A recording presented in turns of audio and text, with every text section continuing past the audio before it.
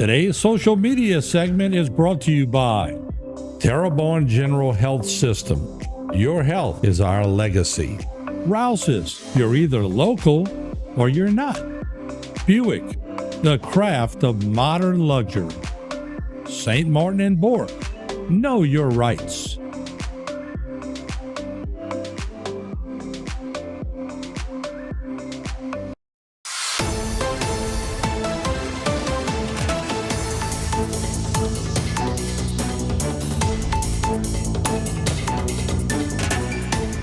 And welcome back as we continue to showcase the CPRA meetings.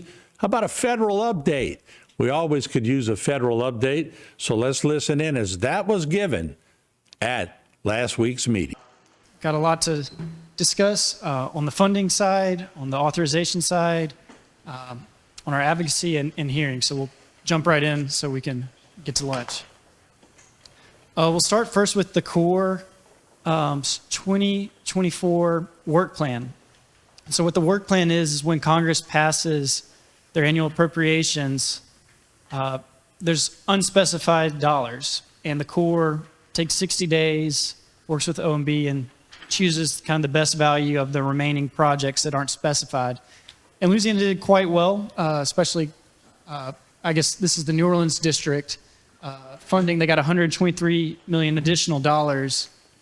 And for the coastal program, there's kind of two I want to highlight. One is West Bank and vicinity. They got $2.2 million to start the PED, or the pre-construction engineering design, for levee lifts on their system, which is great to see go forward. And then Southwest Coastal, this was really interesting to see, got $20 million to build 2 miles of shoreline protection. Back when we started asking for funding for FY24, the Corps said they had no capability for this project, and then they came through, put two miles on it. So that was really exciting. We'd had a tour of Southwest like literally a month before saying we needed to do this, and it came through. This is what we're pursuing funding for FY25. And there's some big numbers here, and I just want to thank the Corps New Orleans District for putting forth more capability. And so in this earmark or direct funding process, Congress really relies on the Corps to tell them what they can do in 1 year, because Congress doesn't want to stockpile money for one project when they could be spreading it out across the country. And so we've had to work with the Corps to say, what can you do so that our requests are aligned with theirs and we can go to the finish line. And so we have some major numbers. I'm sure everyone's looking at the top one with Morganza at $93 million. That's just a tremendous amount. I think that's the largest. If we got that, that'd be the largest kind of, I guess, civil works earmark that's not related to like a lock and dam navigation thing since earmarks came back. So that's a real big ask. And fortunately, we have 4 members of Congress supporting it. Then we have this Senator Kennedy, as you'll see, his name is kind of all over this community project funding. And until last year, when he did about one for this, he had said that earmarks were not the proper way to appropriate. But now he's kind of changed his strategy based on how Congress is adapting, and Coastal Louisiana is going to benefit tremendously since he's the ranking member of the right committee. So it's great to see him put forth funding for dewatering on the West Banks, on some gates, for 2 more miles on Southwest Coastal. That's fantastic. We're glad to see Upper Barataria Basin get a large number. I think there's been some kind of downscaling of it, but glad to get that started on design and some access roads. Coastal program is really excited about Mr. Go ecosystem restoration. This is something that we got Congress to make doubly clear that it's 100% federal responsibility. They did $5 million in capability for doing the PED on some shoreline protection projects, 2 in St. Bernard Parish, 2 in Orleans Parish. We're going to really rely on the Corps to lean forward on that because it's their responsibility. And so we're glad to see that start up. The next one is a pretty exciting project that CPRA came up with called the Southwest Louisiana Living Shoreline Habitat Restoration and Public Access Initiative.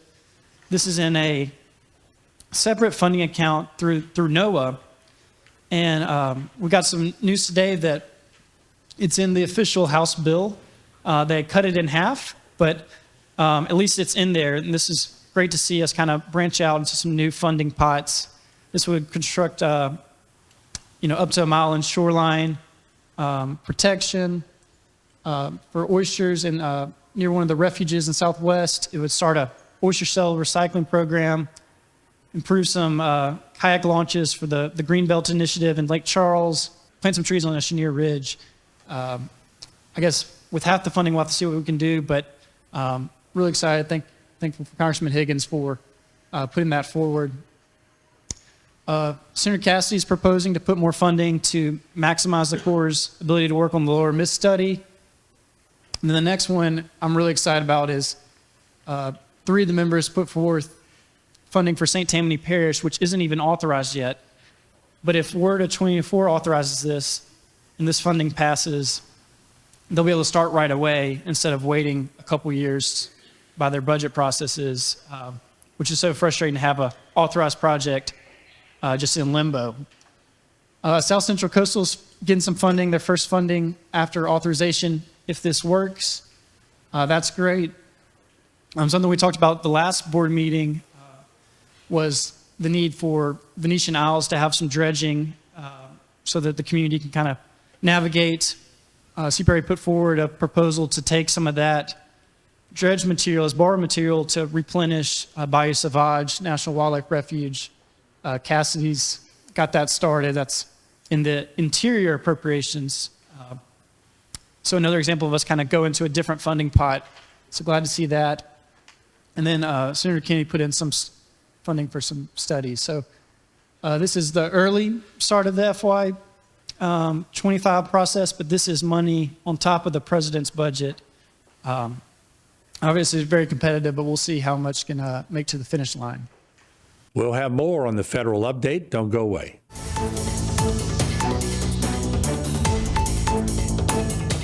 Today's social media segment is brought to you by South Louisiana Bank. It's better when we bank together. Waits and Downer, attorneys at law. Terrebonne Ford, built Ford tough.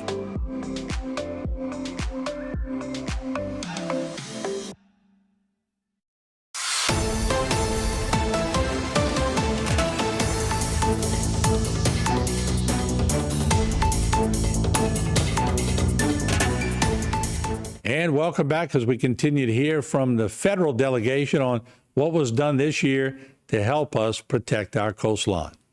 We had a big focus on the Gomesa states. That's something Mr. Lane has repeatedly advised me to say, hey, let's lock in these states so we can go further afield.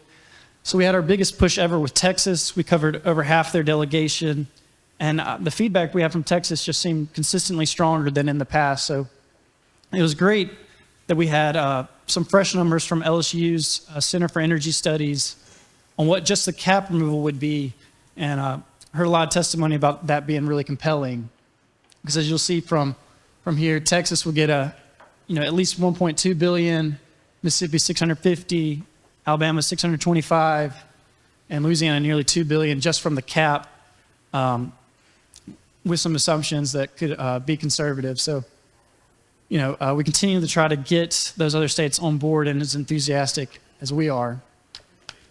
And then I'm really proud of the Shores Coalition. We've gotten a lot better at communicating outside oil and gas states, and I think the Eastern Seaboard effort was really effective talking to the wind states. We use this chart, as you see in the purple, that shows the revenue produced by wind and the revenue shared with wind, which is zero, and that consistently resonates trying to get them to act. And we also heard that they're getting nervous that if we don't pass this legislation soon, Congress will leave that money on the table for good and they'll miss that opportunity, which may very well happen. And then we also, since we had such wide attendance, we're able to cover some West Coast states and some interior states that probably are not our the most direct link, but important in the energy space. And the reports I heard back was that we did a really good job of kind of dealing with kind of the anti-oil and gas perspective on the West Coast, where wind's not as near, but really showing that how the results of these is community resilience and good coastal funding. And so a lot of positive outcome for folks that may reflexively not like just the setup that we have. Complicated chart, but this is kind of what CPRA has been advocating for, kind of where it is in play. One thing that's really exciting in the House is there's a provision that was led by Congressman Graves, but supported by many others, including Higgins and Carter. And this is to clarify that our payment on the HISDRS payback satisfied the request. And that's something we discussed last year of the Corps interpreting something differently and causing us to have a big scramble. We're trying to clean that up so we eliminate any uncertainty and can remove that kind of specter of the return of the interest from us. So hopefully the Senate can accede to that. We've got St. Tammany flood risk management proposed for authorization. That's $5.9 billion. Just that project alone is bigger than any of the other projects across the country combined for authorization. So we're glad to see, I guess, us taking over half of what Congress is willing to do. We're able to propose getting the Lake Pontchartrain barriers study re-brought into the Corps' world and studying that. Louisiana's coastal energy sector is such an ambassador to the coastal program. That's why these folks came in here, is because of the energy impacts of like the Venture Global LNG and the refining. And then we're able to show that that national asset that you find so interesting can't thrive without coastal communities, coastal ecosystems. And so there's been a lot of talk about connecting the two, and that was really effective here. And just want to thank a lot of folks for helping on this Sunday morning, very hot, very big tour. Davis Pond, Simone Malaz and Alicia Renfro with the airboats. Samantha over here and President Jewel kind of helping us host and find a local chef to, feed them, memorable Louisiana food. And Danielle with CPRA, who sweated it out on Davis Pond structure for 4 hours to give them a briefing on why it's so important. And then tomorrow, if y'all are, wanting to tune in, tomorrow at 1 o'clock Central, Director Leday is going to speak to the House Oversight Committee on the President's Executive Order 1463, which requires the signing of a project labor agreement before starting a construction project worth $35 million or more. And so for us as a non-federal sponsor I think we tabulated up to $39 billion in core work if these agreements with labor unions that, are don't have a huge presence in Louisiana. Only 3% of our construction workforce is unionized.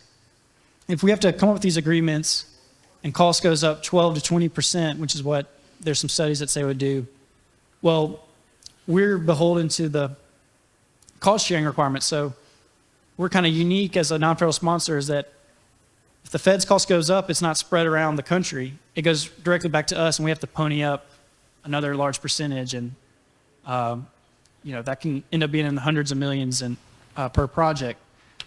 So this is really an emerging issue, and CPRA is kind of seen as like the perfect ambassador for why this is a challenge, which is an exciting opportunity, but also kind of scary. It shows kind of how, at risk we are for stuff like this. And we've talked about cost increases for years.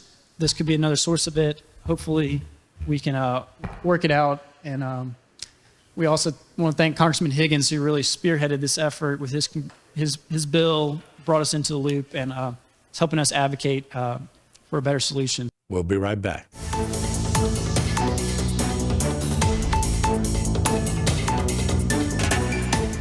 Today's social media segment is brought to you by Alford and Associates, for all of your insurance needs. CIS, Cardiovascular Institute of the South, the highest quality cardiovascular care available. Barker Honda, the Barker family tradition of quality.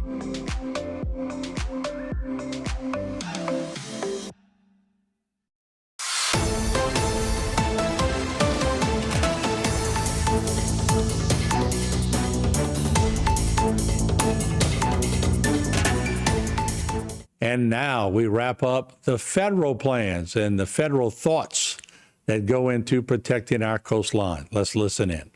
Thanks, Neil. One thing I wanted to point out with regards to the shores flying in Go Mesa was Neil and his group did an incredible task, and they're owed a lot of appreciation for what it takes to corral 83 people into 105 offices in a single day.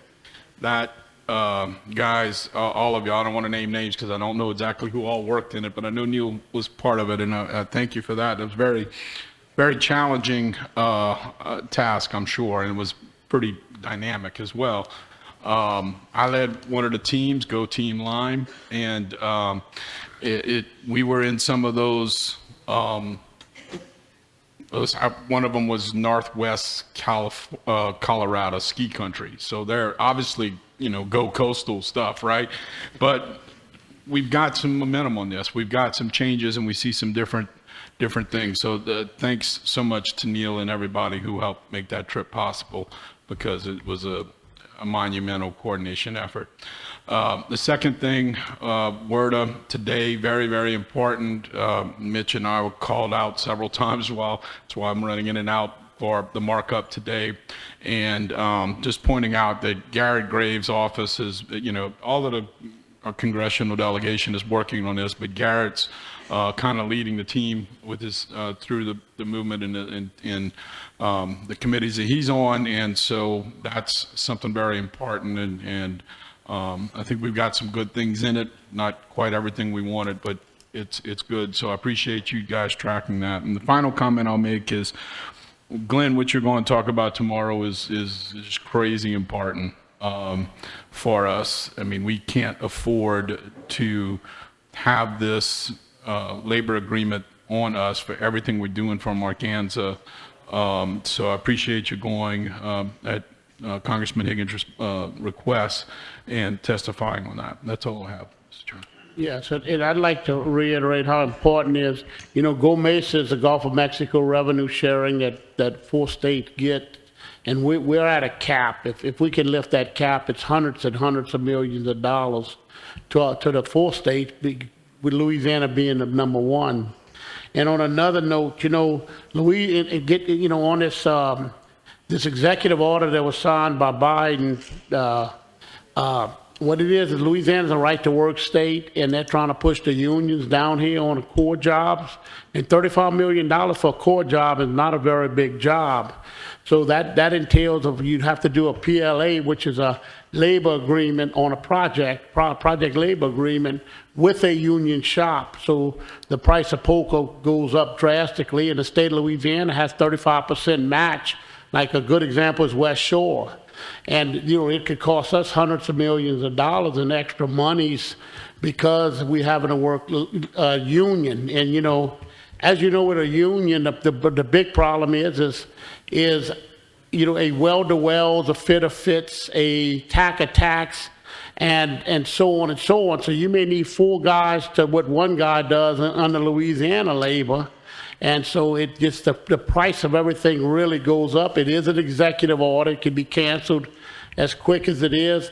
And the strange thing about it was put in 2022, but not enforced till an election year. So read the writing on the wall. It was just enforced here not too long ago. And the Corps has no alternative but to abide by the commander-in-chief, who is President Biden. So Glenn and Neil's going up on a very important subcommittee hearing on this issue, because this would cost the state of Louisiana and the taxpayers a lot of money. So this is something we're taking seriously. In fact, they're leaving from here, going to catch a plane to Washington. So if y'all could tune in, please do. It's very important that they don't force union workers in on our coastal jobs. Lieutenant Colonel hit the nail on the head on money at rest, and so and thanks to Congressman Higgins' efforts in Southwest Coastal, at some point when appropriate, or whether it's Mr. McMillan or Mr. Leday or whoever, could look into the money that I saw in your presentation related to some shoreline stabilization in Southwest. Perhaps getting an update on where that is, because it seems like, at least what I've been told, is that money might be at rest, and God forbid it find another home. So when appropriate, whether that's now or later, if I could get an update on that. And just a quick comment from my standpoint, it would seem that in this instance, it's really an extension of existing projects. So the notion of spending a lot of time on engineering and design seems a little bit foolhardy. So if we could find out where that money is, get it in the queue, get it built, because I know there were an instance with this high water event that everybody experienced some negative consequences of. A couple of CPRA marsh creation projects were impacted. Southwest Coastal really is unique, sort of like St. Tammany. It has two components, the non-structural and then the ecosystem restoration. Of course, we provided the update. The non-structural is moving forward. The bids have been awarded, and they're initiating that. On the ecosystem, they got those new start, the $20 million you see in Neil's packet from FY24. That money has, now just kind of gotten to the core. We met with the folks in Southwest Louisiana about a month ago. So we're going to ping the Corps after this meeting and try to find out what the timeline in the schedule to get to you so we can implement that project. But we understand how critical and urgent it is, and we'll work with the Corps and then get back to you next month. All right, thank you from our federal delegation on all the work that they have done to make it happen. We appreciate them. We'll take a break. We'll have more during the week of the CPRA. Don't go away.